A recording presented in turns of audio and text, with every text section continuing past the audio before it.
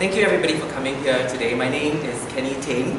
I'm a writer and I'm also an urban sociologist. So what that means is that I'm very interested in the study of cities, in particular the history of cities, their people, their architecture, and how people and architecture interact with each other. So for this series of talks, they're actually based on this book that I wrote and that just came out this year. It's called The Romance of the Grand Tour, 100 Years of Travel in Southeast Asia. And it features colonial era architecture for 12 port cities in Southeast Asia. It is, my publisher is here today as well. Having lump sum of copies of the books here, they are retailing at $45 in the bookstore, but just for today, it's $30 here. So please feel free at any time to take a look at the book, and here or there, even while I'm talking. So I would like to start first by thanking Hui Li and thanking the National Library for the privilege of presenting these talks at the library. As she mentioned, I'll be taking you through Southeast Asia, specifically to 10 port cities. And the target audience for this really is armchair time travelers like yourself. People who want to sort of travel back in time without leaving your seat. So this cruise ship is not just a cruise ship, it's also a time machine taking us back in time. So these are the 5 talks that are taking place in October and November. Today's talk is the second talk, and they're all standalone, so you don't necessarily have to attend the first one to understand what's going on for the next. But I promise you, if you follow the entire series of talks, I think you'll learn one thing that's quite critical, and that is how Singapore's history as a port city is very, very intimately linked with the cities, with the other port cities in the region, and how actually we were once linked in this sort of trade network, a network trade and also of people throughout Southeast Asia. So I'll try to evoke a bit of that for today. Okay, so the time frame for our talks is about 500 years, from around the 1500s till today. And during that time, the entire talk is set in this area called the East Indies. Of course, we know it today as Southeast Asia, but for almost 300 years it was known as the East Indies. And at the time also, the area was divided into 7 imperial dominions. This you may be familiar with. The British Empire, of course, which was in Malaya and Burma. The Dutch in the Netherlands, East Indies, today's Indonesia, and that's where we're going today. The French in Indochina. The Spanish in the Philippines. We visited them last week. And interestingly, Portugal and Germany as well made an appearance, but in sort of colonies in the outskirts. And finally, of course, there was Siam, today's Thailand, which was the only nation, or kingdom, I suppose, that did not succumb to the European powers. So the 10 cities we're visiting are the 10 most important cities of these various colonial empires at the time. They were port cities and capital cities. Last week we visited Manila and Malacca because they were the two oldest cities of them all, having been established, or at least having been at the height of their fame in the 1500s. And today we're going to visit the city of Batavia, which was the capital of the Dutch East Indies. And today we know the Batavia, of course, as Jakarta. So, let me see. We start our journey in the 1500s with this map, which is a very important map. You can see actually that it is Southeast Asia, the East Indies, but sort of turned over. So this is Malaya, Siam, and this is like Indonesia, and the Philippines, and so on. And this map was important. It was published in the 1500s. It was published late in the 1500s, and it depicts a time when there were 2 maritime powers in Southeast Asia. It was a map. It's called the Linschoten map because it was named after this gentleman here, a Dutch gentleman called Jan Huygens van Linschoten. And he lived in the 1500s at the time when Southeast Asia was actually sort of divided up into 2 powers, the Portuguese, who had a presence in Malacca, Macau, Nagasaki, and a few other spots here in the Malay archipelago, and of course the Spanish in the Philippines. So at the time, Mr. von Linschoten was actually working for the Portuguese Governor General in Goa, in India, and there he was privy to a lot of confidential information about maps of the East Indies, trading routes, the routes the Portuguese had taken in order to find themselves through the East Indies, right? So as you do in these situations, you copy them all because they are so valuable, which is what he did. So he copied all of these maps, and when he left his job with the Portuguese in Goa, he published these maps. He published all of these maps in this book called the Itinerario, or the Itinerary, in the late 1590s. And it became a bestseller, but more importantly, it also paved the way for the Dutch to find their way to the East Indies and become a major naval power in the 16 and 1700s. So let's dive right into this region here. So the Dutch started coming through to the Malay archipelago, this area, in the late 1500s. Yeah. And from their base, which was Java, they managed to sort of conquer the rest of what they will call the Dutch East Indies in the space of 300 years. And they left finally in 1949. So they were actually in the region for 330 years. And Java was really the sort of the jewel in the entire colonial territory. For a few reasons, because it was the place of these epic landscapes of volcanoes like Mount Bromo and Mount Arjuna, fertile paddy fields and soils that extended to the horizon, ruins of ancient civilizations like Borobudur, and the ancient Javanese culture and tradition that was centered in the royal cities of Yogyakarta and Surakarta, which is Solo. There, they built also some of the most glittering, largest, and important cities in the territory. Their administrative capital, the government capital of Buitensu, I can't pronounce that, today is known as Bogor. This was kind of like the Washington, D.C. equivalent of the Dutch East Indies. There was Bandung, which was a hill station city, and was known for its more temperate, cooler climates. And of course, most importantly, there were the three major port cities of the Dutch East Indies. There was Surabaya, Semarang, and Batavia, which is where we're going to today. So in the 19, for all these reasons, the Netherlands East Indies, being one of the largest sort of contiguous colonial territories in the world at the time, and also the largest, at least, colony that the Dutch had, they considered it their most valuable jewel. It was very valuable because, and very profitable as the colony through cash cropping, which is, the Dutch went in and they basically forced the Javanese to grow crops like sugarcane and other kinds of produce for export, which impoverished the Javanese and Indonesians, but actually made Holland very, very wealthy. So this colony was very, very valuable to them.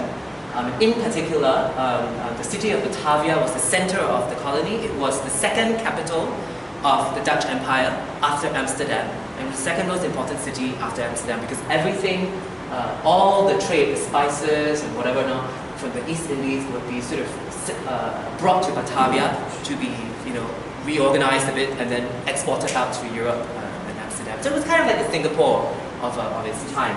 And I would pay attention to this, the coat of arms of Batavia, because they will reappear again later, which is a sword ringed by a laurel crown, and the background is orange, which sort of, I guess relates back to the House of Orange, which is today's royal Dutch family. So okay, so how did all of this happen? How did the Dutch actually end up in the East Indies? So the Dutch people that came to the East Indies in the 1600s were businessmen. They were actually employees of this major Dutch trading organization called the VOC. You can see this here. And it stands for the Verenigde Oost-Indische Company. I can't pronounce that. What it means is the United East Indies Company. So this was the largest MNC of its time. It was the Google and the Microsoft of its time in terms of the volume of trade that they handled, and in terms of the number of ships that they owned. They were far bigger, I think almost twice the size of their nearest competitor, which is the English East India Company, which which established Singapore, I suppose. It was set up in 1602, and then eventually it went bankrupt in the 1800s, and I'll get to that in a moment. But it was very powerful because it had the right to establish colonies.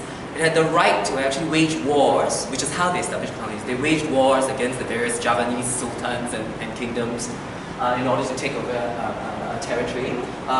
It sort of printed its own money, and it was also able to set all of its various rules and laws. So here is the painting. This painting is from the collection of the Rijksmuseum in Amsterdam, and it depicts the VOC at its climax. This was the 1700s. It was literally the biggest company in the world, and that's why this whole picture looks very pompous and very, over the top. You can see here actually that the VOC's success was linked to three things. The first was the city of Amsterdam, which was the headquarters in Europe, ultimately the home place. The second, of course, were these ships that were seen all over, international waters at the time. These were Dutch merchant ships, but they were also armed, so they had weapons. And the third was this, Batavia. You can see the coat of arms here, the laurel wreath, the sword, and the orange. And there was kind of this kind of triangular relationship was actually what lay under the success of the VOC. So, initially when the Dutch, the reason for the VOC going all the way to the East Indies, which is like halfway around the world at the time, was it wanted to wrestle away the monopoly of the spice trade from the Portuguese. And spices were very important at the time. They were used to preserve meats and other kinds of produce so that people could survive over the winter in Europe. And they were very, very valuable. They were worth more their weight in gold at the time. So they took over, they managed to sort of take over the spice trade and became the largest traders of spice from the Portuguese in the 1600s. And very soon they also took over another trade, trade in luxury goods such as this. This is Chinese ceramics, a dish from the 1600s.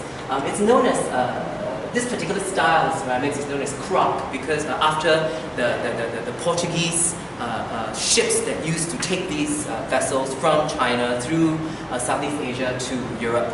And the Dutch, again, managed to wrestle away that trade from the Portuguese, and they became also one of the largest exporters of ceramics such as these from China to Europe in the 1600s. Okay, so this is an interesting picture. I mentioned earlier that Batavia was literally the most important city in the Dutch East Indies, and you can see this here. This is a sort of this is from the 1600s, and the coat of arms of Batavia have been placed alongside the coat of arms of the VOC. As you can see, this is very. You see this. We saw this last week. Actually, the last time we saw this was on the Santiago Gate in Malacca. You also saw this image of Neptune and the mermaid, the armed merchant ships, sort of weapons and seashells. So this was sort of the coat of arms of the VOC. And this here, of course, the coat of arms of Batavia. You recognize this. And it was flanked by two Dutch lions. This was again in 1651. And the script here says this. This was the founding of Batavia. The arms of the city of Batavia, situated in the great island of Java, on the site of the kingdom of Jakarta, which was a misspelling of Jakarta, essentially, at the time, by the General Dutch East India, or the United Dutch East India Company, and it was conquered on 30th May 1619. So that's when the Dutch came and they took over Batavia. 1619, that's like 300 and almost 400 years ago at this point. Who did this? Who was the conqueror? The gentleman who is like generally, responsible, known for founding the city of Batavia, is this man called Jan Pieterszoon Cohen. This was the style at the time, as you know, in the 1600s. It was medieval. Unfortunately, he died some 10 years after founding Batavia. He was one of the earlier Governor Generals of the Dutch East Indies. Interestingly, he was buried in Batavia, and we'll be visiting his memorial later today.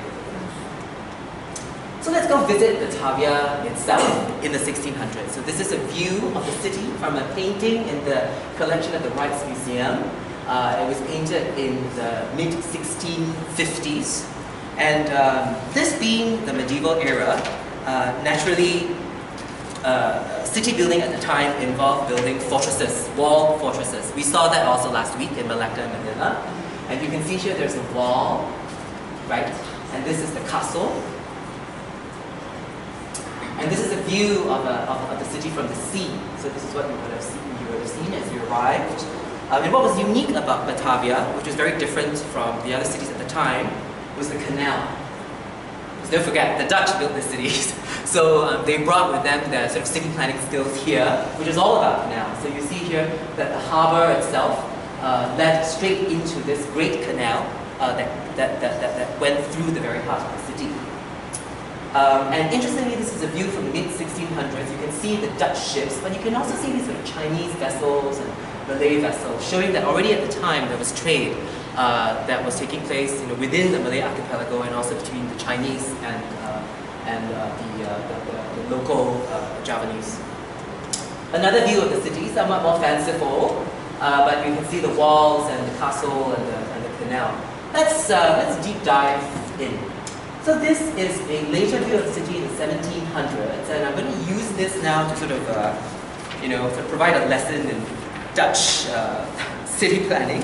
So here are some of the key landmarks, basics of the sort of Dutch walled city in the Indies at the time. Of course, there's the castle. You see this here, this fortified thing. This looks straight out from Europe. There was the Grand Canal I mentioned that went all the way through. It was actually a sort of curling river, the Ciliwung River, but the Dutch straightened it, and then they sort of diverted some of the river around the city to create a moat. This is the wall which went around the city.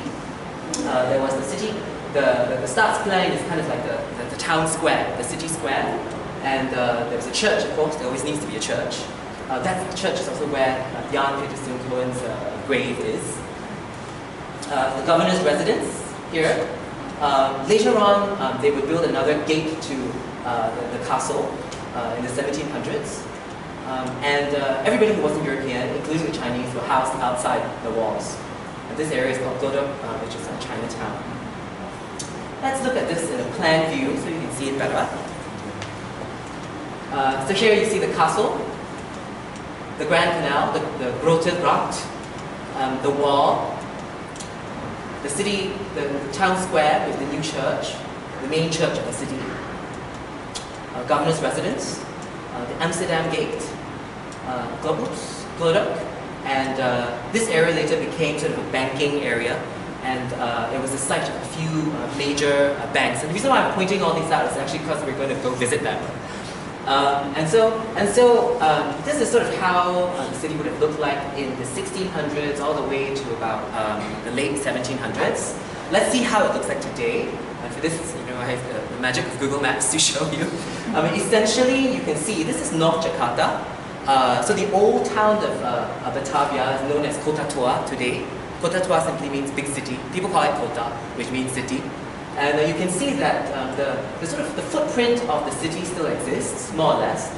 Roads have taken the place of the walls. The walls have gone, of course. The canal, the Grand Canal is still there, and sort of bits of the moat. So I mentioned these walls have been demolished, but there is one remaining bit of the wall that still stands today, and we'll just have a quick glimpse of it later. The Amsterdam Gate, which is the original, one of the gates to the palace, was demolished later on. The Kali Besar is the name of the Grand Canal today. It means the big river. The square is today known as the Fatahila Square. The church collapsed in an earthquake in the 1800s and is now a museum. Toko Merah is the name of the governor's residence, which still stands. The Javasha Bank building, I mentioned, pay a visit to, still stands today, and Chinatown is also still here. So more or less, I think if it's fiendishly difficult to get to this area in Jakarta today. to be honest. But if you do go there, I think you will find that a lot of the original 17th and 18th century heritage of Batavia still stands. So let's go and visit each of them in turn. First, with the wall. So this is sort of... Sorry. Interrupt? Yeah. Question. When the railway come into Jakarta or Indonesia, was that built during the colonial era? Yeah. So the railway station here is actually Art Deco station, so it would have been built in the 20s or 30s. But the railway itself would have come in the mid to late 1800s. Yeah. So in the 1800s, I'm skipping a bit of the story, but in the 1800s there was a major sort of reorganization of the entire city. The railways came in, and actually much of the residential bits of the city moved south. And I'll touch on that a little more as well. Okay, so diving in, we pay a visit first to the Maritime Museum, which is where you find this one remaining section of the wall. This was part of the walled city of Batavia from the 17th century. You can see the red hearts here. And this is definitely worth a visit, even though it's fiendishly difficult to get to, because you can walk through all these bits that have no sidewalks, and I mean, this looks very pretty, but here is the fish market, and here, this bit is very hard to get through. But go there because these are interesting. These are the original sort of VOC godowns, the warehouses. They have been repositioned into a museum. And of course, like I said, this is the last and probably the oldest bit of Jakarta, of Batavia, that still stands today. The other very interesting part of the city that existed up until the 1950s was this. This was the Amsterdam Gate. This was the only part of the castle, the Batavia castle, that stood in the 1800s. The castle was destroyed in the 1800s, and this was the only bit that was left. You can see this in the 1930s. Unfortunately, it was demolished in the 1950s for the expansion of the road. And this is the story. This is a story very, very familiar with in Singapore as well, because many buildings were also sort of, demolished to expand a road. Yeah. So this is gone. It's very interestingly, you can see this is like classical architecture. It references the Romans, and it's very sort of idealistic view of what the colony would have been. Okay. The next destination is the Stadsplein, which is the town square. And this is a view of the town square in the 1700s, the mid-1700s. Two main monuments. The first is the Nieuwe Kerk, which is the new church. This is where I mentioned Jan Peterson Cohen's grave was. The church unfortunately fell in an earthquake in the 1800s, and it was replaced with warehouses that still stand today. The other monument, so you can see this here. The other monument is the Stadthaus, which is the town hall. So these are the warehouses that now stand in place of the church, and they've been repositioned as a wayang museum. It's a museum of traditional shadow puppets. And again, it's worthwhile visiting this museum, not just for the collection of the shadow puppets, but because of this. So this is a memorial to Jan Peterson Cohen, the sort of founder of Batavia. It was laid here in 1634. The grave, this memorial itself was set up in the 1930s or 40s. Obviously, it's seen better times. The words are sort of literally falling off of the memorial. And surrounding it are actually some very evocative gravestones, also from the Dutch era. Okay, the other major monument in the city square was the town hall.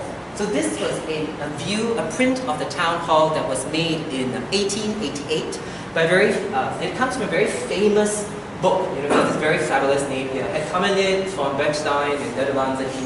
What it means is the album of von Bergstein's visit to the Netherlands East Indies. Von Bergstein was a government official from Holland, and this particular album retains a lot of very iconic views of the major monuments of Batavia at the time.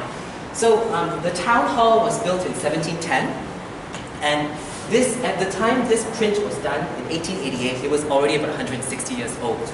Yeah. And look at the architecture; it's fascinating because it comes straight from Europe. It looks like they've taken these out from Amsterdam and just plonked it here without any respect for the weather whatsoever. This is how it looks like today. It is remarkably restored. In fact, the entire sort of Stadsplein area has been undergoing a major restoration in the last decade, and one by one they're all being repositioned into museums. This particular building now houses the Jakarta History Museum, and it's a fascinating visit again because it's got a great collection of furniture and objects of everyday life in Batavia from the 1600s to the 1800s, and we'll talk a bit about that later. Okay, so I mentioned the architecture, very typically European. You can see everything is sort of enclosed within walls. There's a turret, very out of place in the tropics. Elsewhere in the old town, literally sort of 10 minutes away, this was the original governor's residence, built in 1730. It was built again in a very typical European, typical Dutch country house style. At the time, again, the Dutch didn't know any better. They just plonked in the architecture from Europe. And you can see the typical nature of the style is you have these high windows, which makes sense if you're in Northern Europe because there's little light. And so you need these large windows so the light can come in. But of course, in the tropics, there's plenty of light. So all it does is create a greenhouse effect and make inside very, very, very hot. And it was all enclosed in a box, right? So there's no ventilation unless you open the windows, and there was no through window there for the air to go up. So it became rather silly very, very soon because it was just there's no air conditioning. It's just very hot and stuffy and stagnant. And the people then wore these full European costumes, the ruffles and all that. So it was just very, very unsanitary. Just in front of the Toko Merah, the Red House, or the old governor's residence, this was the Grand Canal. It still runs through Jakarta today. It goes actually all the way down to central Jakarta. It's called the Kali Besar. And imagine this wasn't the only canal. So Batavia was sort of built by the Dutch as a city of canals, and the canals went all over the city and surrounded many of these buildings at the side. By around the 1700s, they were starting to become stagnant, smelly, and full of malarial mosquitoes. So a lot of them were actually sort of filled in, except for this one. And so, just imagine at the time, you were at this smelly, stinking canal full of sewage, and then all these houses were like this, where it's kind of like no air conditioning, stuffy, greenhouse effect and all that. It became sort of a death trap in Batavia by the 1700s. And so a lot of the residences moved to the suburbs, and Batavia in effect became purely commercial. It became sort of the headquarters, the center for the headquarters of all these trading firms and banks and insurance companies and all that. Yeah, and you can still see many of them today. I think that's one of the pleasures of strolling, if you can get here, in North Jakarta, strolling around the precinct. Because you see all these magnificent buildings, all these old sort of insurance companies, it's glorious architecture. This is another one. Some of them are in disrepair, some of them have been restored. But I think on the whole, the city government has been committed to restoring most of these buildings. Here's another bank building that came a bit later. This is the Chartered Bank headquarters, today's Standard Chartered. And this is my favorite. This was the headquarters of the Eurasian Bank, the Java Bank. It was the main colonial bank in the Dutch East Indies, set up by the Dutch, of course, in 1828. So this is how it looks like today. It still stands. The Eurasian Bank eventually became, it was nationalized when Indonesia became independent and became the Bank of Indonesia. And so this building holds the Museum of the Bank of Indonesia. And it's very, very, very fascinating to me because one interesting piece of art that sits in it, which is this stained glass window. It's fascinating stained glass window for a few reasons. As you know, the genre of stained glass is religious. You find them in churches, in all over Europe. But here, of course, the stained glass is used in a bank, and the Dutch really love their stained glass. There was a lot of this in the many bank buildings that sit around the area. And it seems to say really that using this religious form for banking and commerce, that this was the new religion. Right? Banking, commerce, trade. We're in a new world. This is the new religion of our times. This was the modern 1800s. This whole, it was the modern era then. The second thing you'll notice is this. it is an image of the Greek god Hermes or the Roman god Mercury. Again, the Dutch were very, very fond of references to Roman classical imagery and gods and so on. And to me, it represents two things. Like, first of all, it's a throwback to the past, but also in a way trying to say that perhaps they were the new Romans. They were here to create a new world, utopian sort of world order in the Netherlands, East Indies. Very foolish, of course, but that was definitely, I think, what was going on behind their minds. And the third important thing that we see here are the coat of arms of the three biggest and most important port cities in the Dutch East Indies. Batavia, of course, Surabaya, and Semarang. And this kind of sums up, I think, the entire Dutch colonial empire, the Dutch colonial sort of philosophy, its focus on trade, the sort of utopian ideals of how the city ought to be structured, and the three port cities. So there was a reason for this change, actually. I mentioned earlier that initially, when the Dutch first came to the East Indies, they came as businessmen and traders as part of the Dutch East India Company. Right? We saw this before.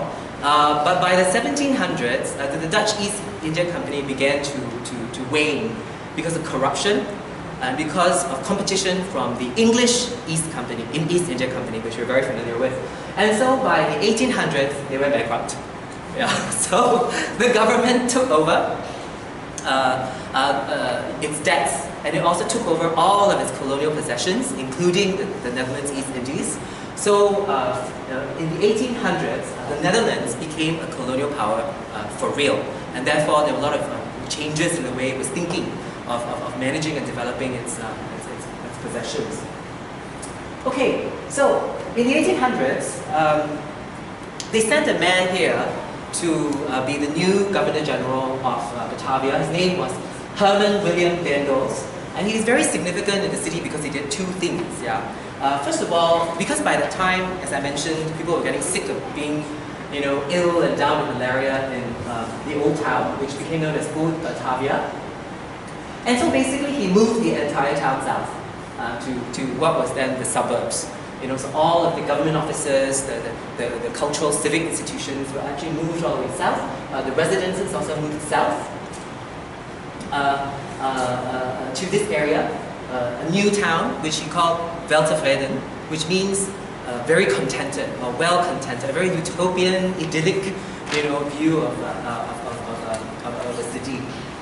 And in order to do this, he blew up the castle of Batavia and the walls of the old city.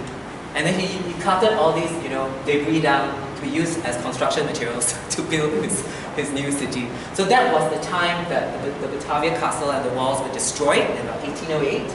And what was left there, as I mentioned, was the Amsterdam Gate, which was then destroyed again in 1950. So this is Weltevreden, and for much of the 1800s, which is when we see more of these kind of postcard photographs of the city, Batavia, the sort of typical view of Batavia was of Weltevreden, with images of a sort of very idyllic, green suburban town. Let's now visit Weltevreden, and I will use the map again as a lesson in sort of how do you build a colonial city in the 1800s, right? So what were the key ingredients that this colonial city had? The first thing that it had was this huge plain, the Königsplein, which is the king's plain. It is the equivalent of our Padang. So people would go and have like cricket matches or games and sports. It was like a civic space in the city. And of course, you needed the governor's palace, very elaborate one to show the power of the empire. A church, the new church for the residents. A concert hall. A museum. This is the long name of the museum. A club, just like the cricket club that we have here. They also had a club called the Société de Harmonie. And of course, you needed a grand hotel, the Hotel des Arts, which was the Raffles Hotel of the time. So this was sort of like the configuration of these colonial cities in the 1800s. And this being Batavia and these being the Dutch, of course they were settled around the canals. which continue to run all the way down to the city here. The Dutch never learned the lesson with regards to canals and malaria. So this is how it looks like today. Let's see what actually remains. Of course, the Königsplein has become Merdeka Square, Independence Square. The Governor's Palace has become the Istana Negara, the sort of presidential palace. The church still stands today, so does the concert hall and the museum. But the Harmony Club was demolished, and so has the Hotel des Arts. So let's go visit each of these in turn. But first, a sort of overview of Welterweden. And I mentioned for much of the 1800s to the 1900s, this kind of was the classic view. You know, there were these tree-lined avenues, lots and lots of trees, row after row of these beautiful buildings, and these bucolic canals, very much like reminiscent of the Dutch countryside, very tranquil. It's clattering, horse carriages and so on. It's so very, very idyllic. Of course, this is what it looks like today.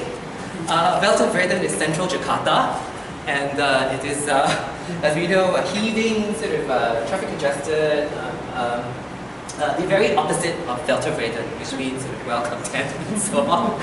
So this is what it looks like today. It literally is where one of the canals still runs. So let's go into some other views. So this is also, this is a view of, I think that same road runs to this. So this road sort of goes to this. This was in the late 1800s. This was the club, the Harmony Club, which was the sort of cricket, the gentleman's club of its time. Unfortunately, it stood all the way till 1985, where it was demolished to widen the road. Another one of those stories. This is how it looks like today. Alright, it's a terrible panorama, but I think that the club used to stand there. This is the canal, and this is sort of the intersection in Jakarta today. Yeah. Another building that has disappeared, this was the Hotel des Arts. I mentioned the Raffles Hotel at its time, and this was a view in the 1930s. Yeah. It was well known because of its famous guests, but also because of this very special thing that they did called the rice duffel. Meaning rice table, and it was when it's like rice. It's like a very grandiose nasi padang, or nasi campur in Indonesia, where you would serve food from all over the Netherlands, the Indonesian archipelago, served with rice, and it'd be brought to you with all these like livery sort of waiters, and it was very, very elaborate. It was a sign of, I guess, the Dutch imperial, power over Indonesia. So this was what the Hotel des Arts was known for. It was demolished in the 1970s because it was felt too Dutch. So it was developed, it was demolished at the time during a wave of nationalism. And this is what's there today, literally, Kampung. Right? That's where the hotel used to stand. Yeah. Okay, so let's go back to some more happy news.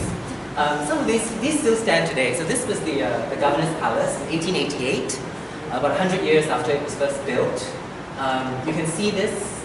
This is the palace here, the northern edge of the Königsplein. This is an airborne view in the 1930s.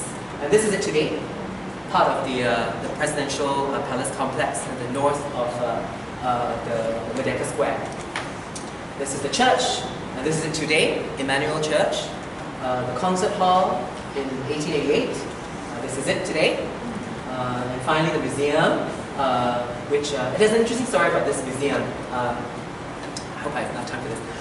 And the interesting story is this. It's related to this man, whom we know very well. And the story goes that around the turn of the 1800s, due to a big war in Europe, briefly Britain had the chance to invade Java and take it over. And for this brief period of time, Stamford Raffles was actually the Lieutenant Governor of Java. And at the time, actually, the British and Raffles were responsible for a few things. The first was promoting this idea of public entertainment.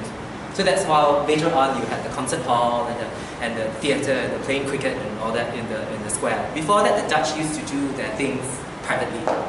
And he was also linked to this museum because around the time he came, there was a society called the Royal Batavian Society of Arts and Sciences. They had a collection that was growing, and so he decided to help them find a spot to create a museum to house their collection. And that museum eventually became this museum, although this is in a bigger building, and it became the National Museum of Indonesia today.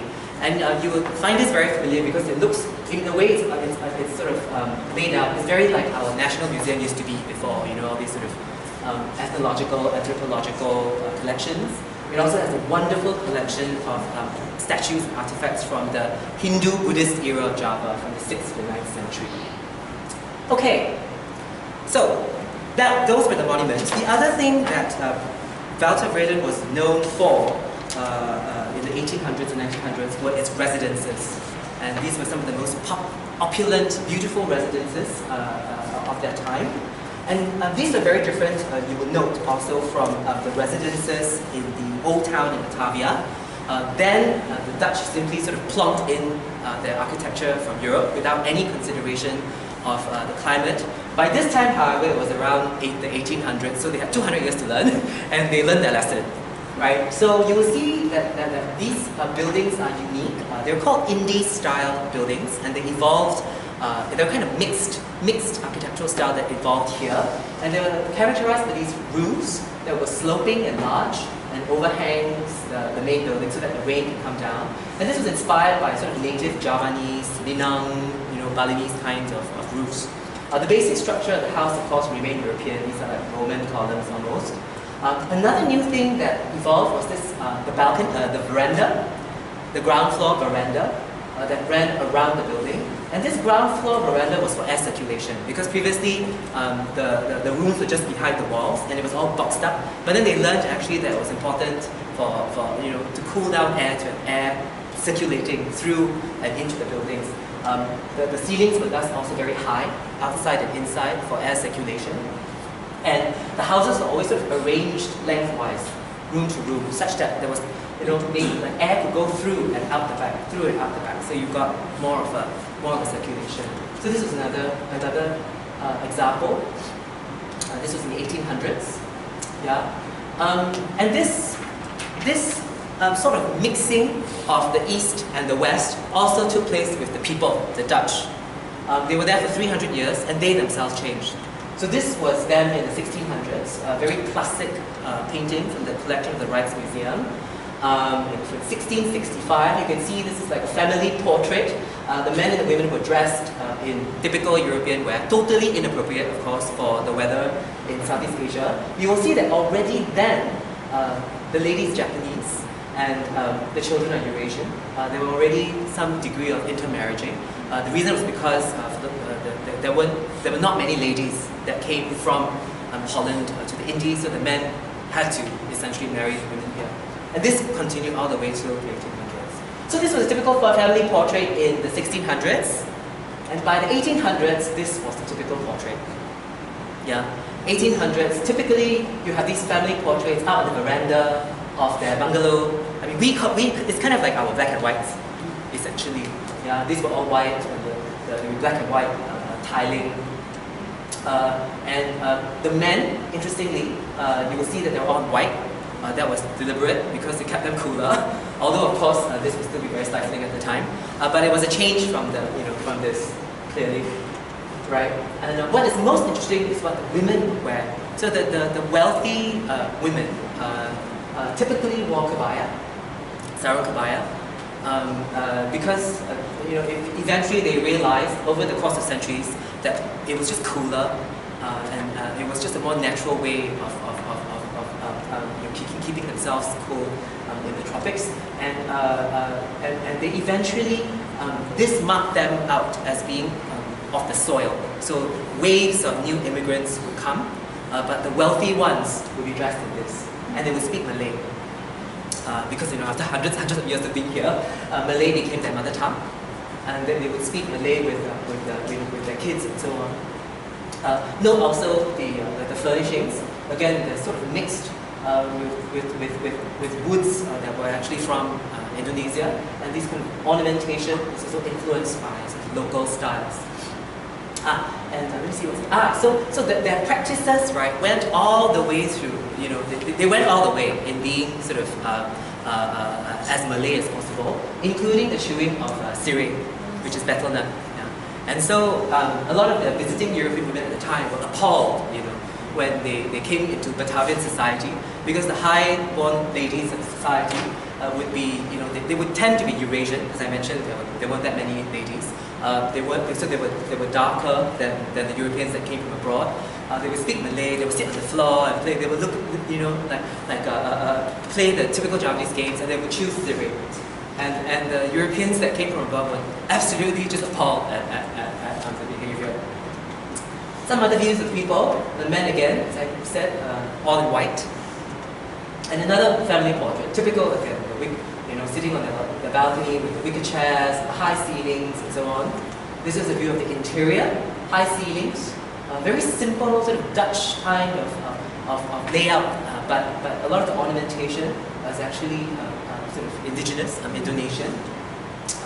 The boy and his mom in kabaya, sort of carving up turkey, I suppose, whatever that is. Okay, and where can you find a sense of this today? Very hard to find today. One of these places is in the Cafe Batavia, which is in the old town. I mentioned earlier, it's literally right across from the old town hall. And please go there, it's a lovely, lovely atmosphere. And the other place is this restaurant called Bunga Rampai, it's in Menteng, which is a further suburb. And again, also, this is a wonderful place to get an atmosphere of the past and to get great food. Food from the Dutch food. I should use the mic.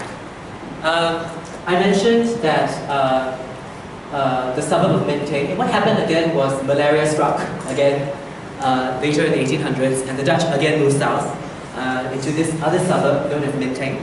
And this was an even more utopian suburb. It was built according to the garden city principles, which means lots and lots of sidewalks and trees with residences alongside.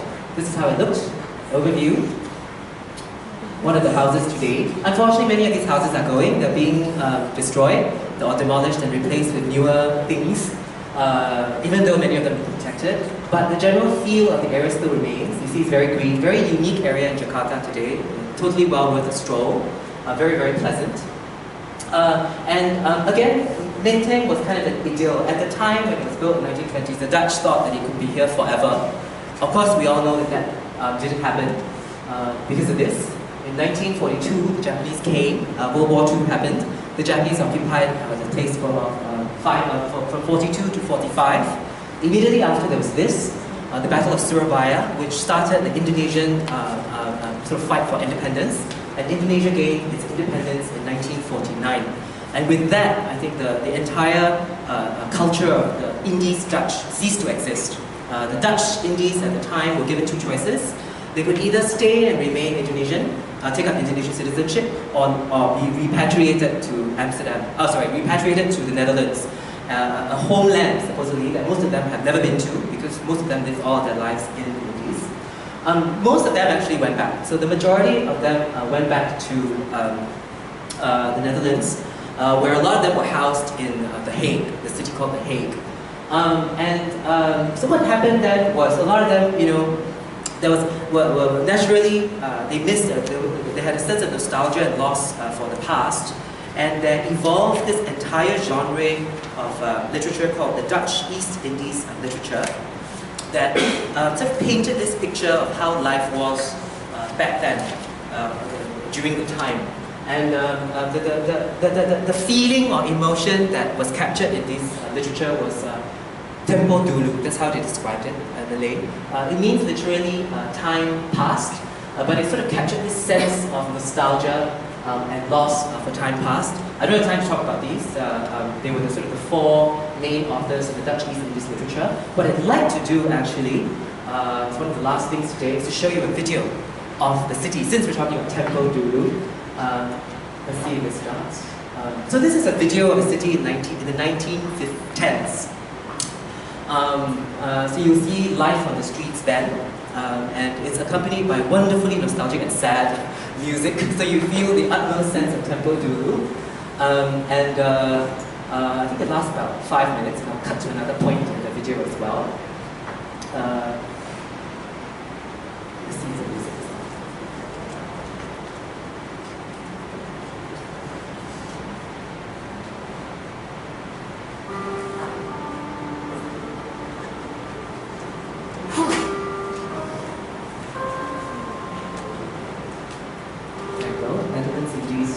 1910, 1915. And the video approaches the cities from the harbour. So this was the harbour of Batavia. You can see all the old these were actually house ships, houseboats. And they housed Chinese as well as local Chinese. From the harbour, you go down the Grand Canal, or Kali Bazaar. And this is sort of the scene that we saw with the trams and so on.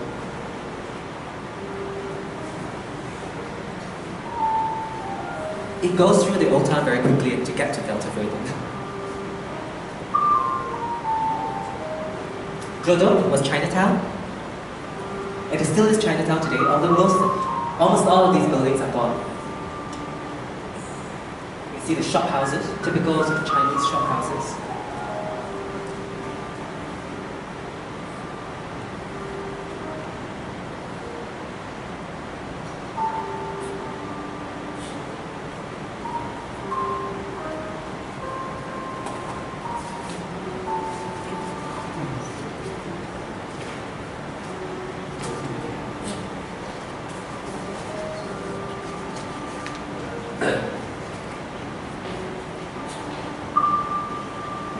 Opium, smoking.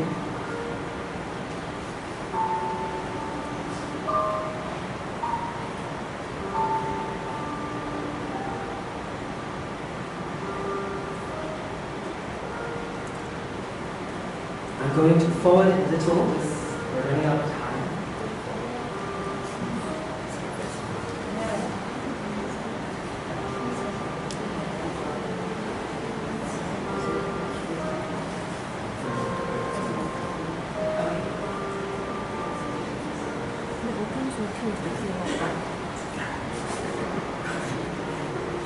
Sorry, the open scene is actually very long, so I need to forward it a bit. So this was in Batavia already. The new town in the 1800s of Batavia.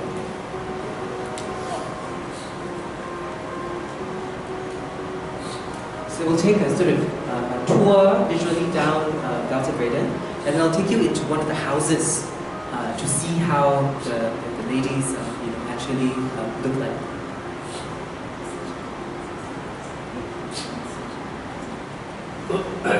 The Harmony Club.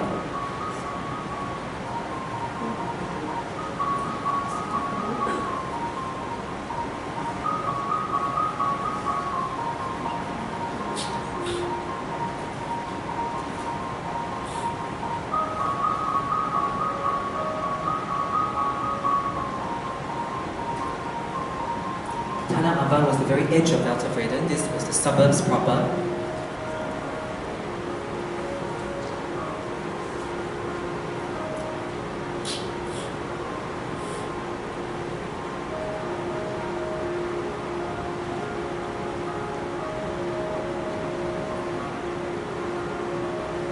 You must imagine that this is central Jakarta today. So, the traffic is of a different degree. And in place of trees, skyscrapers. Königsplein was the big plane, the Peking's plane. And we are sort of circumnavigating it now, the edge of it.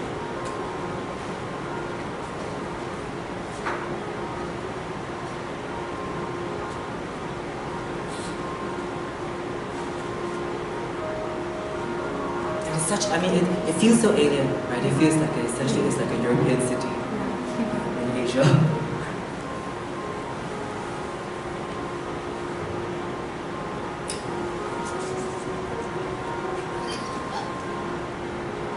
A museum.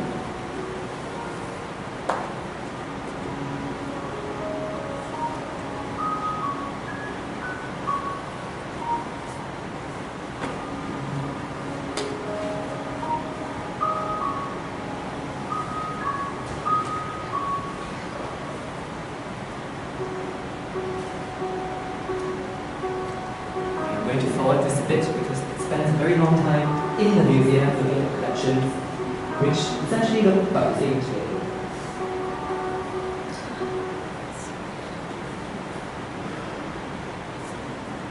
So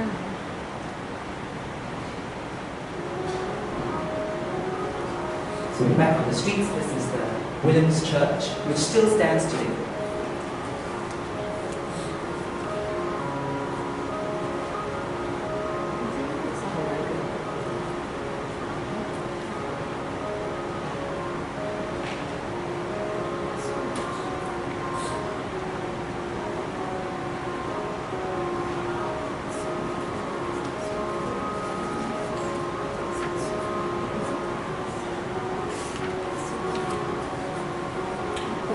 And as we turn the corner, I will take us in to visit one of these houses.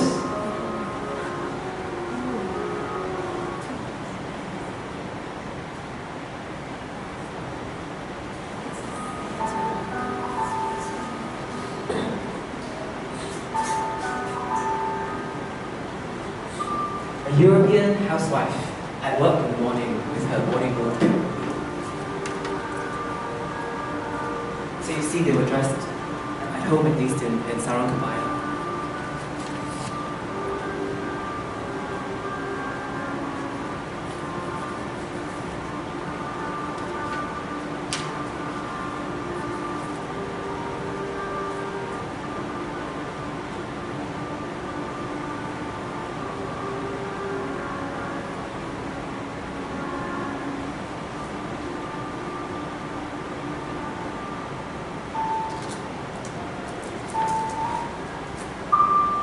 Choosing the produce to cook for lunch.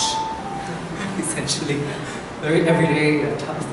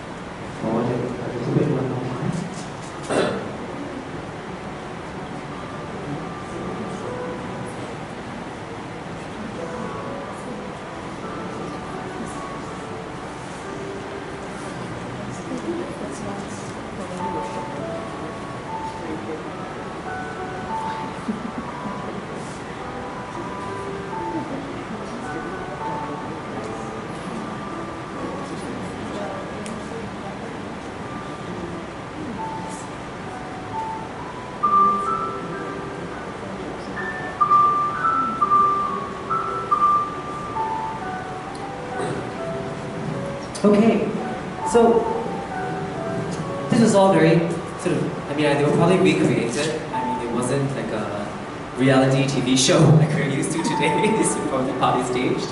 But you get a sense of how life was like then. And this sort of ended, I mentioned in 1949, most of the Dutch who left for the Netherlands repatriated to The Hague. Because The Hague was very important because it was where the Ministry of Colonies was. And traditionally there was always a strong link between The Hague and the Dutch East Indies. And even today, you can see aspects of the Dutch East Indies in The Hague. This whole area is known as Archipelburg, or Archipelago City. And you can see the street names. This is Sumatra Straat, there's like the Java Straat. So that sort of is retained here. The Hague is also the place to get the best rice tafel. This is one of them, Restaurant Garuda.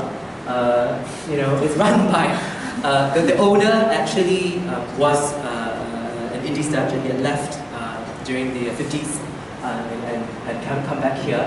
So this is one of those places you can go to if you're feeling nostalgic.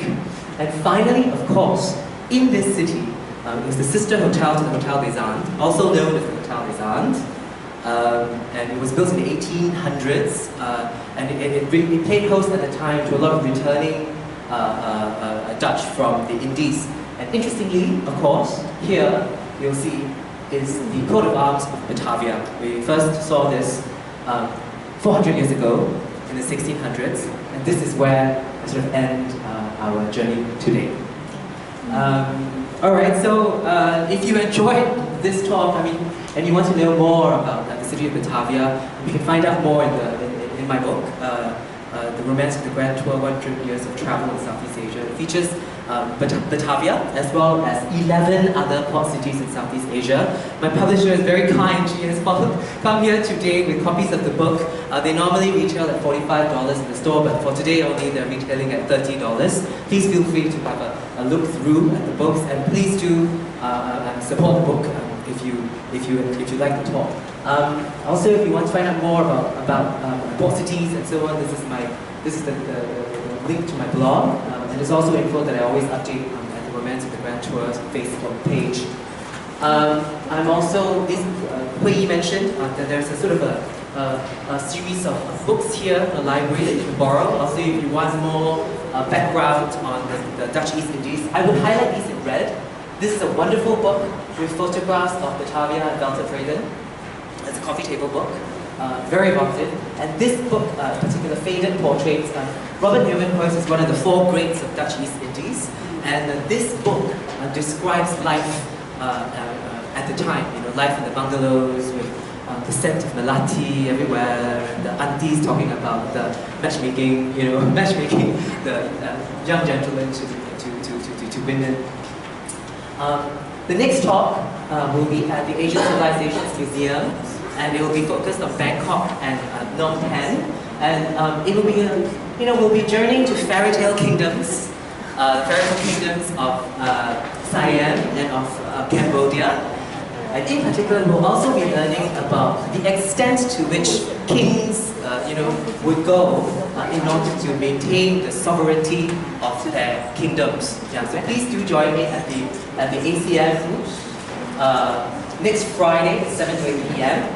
Also, I will be speaking on a panel at the Singapore Writers Festival on 7th November, Saturday, and I'll be on the panel together with this journalist, Miss Elizabeth Tisani. This book is here, and we'll be discussing the very fascinating topic of what is Southeast Asian identity, and how is it what is it today? How is it influenced by colonial history as well as the travel and the mixing of people? So, do take note of these dates, and I think I'll leave you here to take a look at my book if you wish. Thank you so very much for being here and for your patience today. Thank you.